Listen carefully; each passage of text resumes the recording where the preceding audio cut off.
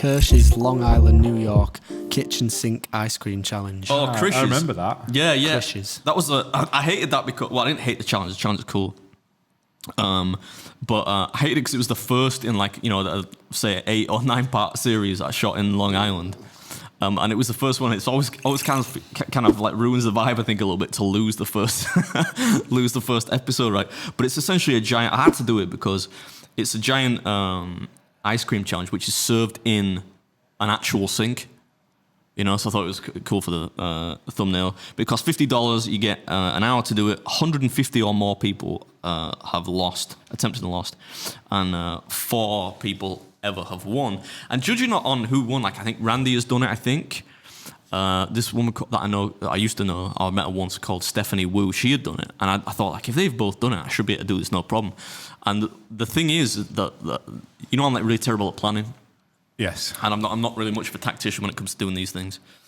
So they bring it out to you, and they bring it in a tray of ice so that the ice cream does not melt, for the sake of, I guess, getting pitched and whatnot. But what I didn't know is that you're allowed to take it out of the ice tray.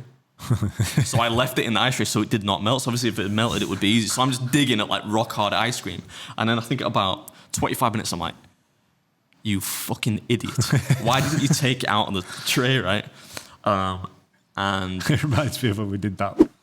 It's gone out, the Burger Challenge in Germany, round 1, I guess, with all the sauce on it. Is that gone out yet? No. Oh, all right, okay. That's not going out for ages. Leave that bit, Josh. But you were not very good at tactically in that one either. I'm just, but it being that hectic, doesn't that lend a little bit to it? Imagine if you take it mega seriously, open your water in advance, and you got all your stuff there, your condiments ready. Nah, man, you do that as you go. Yeah. But the funny thing about that is, actually, I was about a mile away from there when I just flew back from JFK. Yeah. And I was tempted. I thought I can't eat all the ice cream and then fly home. But I was tempted to go back and try it again. But I didn't. And actually, I don't know if this is true or not, but I heard that somebody, I don't know who it was, but I heard that somebody was filming a video there, maybe early this year or the end of last year, and they were trying to do the challenge, right? And they threw up into the. This is gross. They threw up back into the bowl of ice cream and then tried to carry on ice cream. They're eating. Like a and dog. The staff member said, "You broke the rules. You're not allowed to throw up. Can you stop filming?"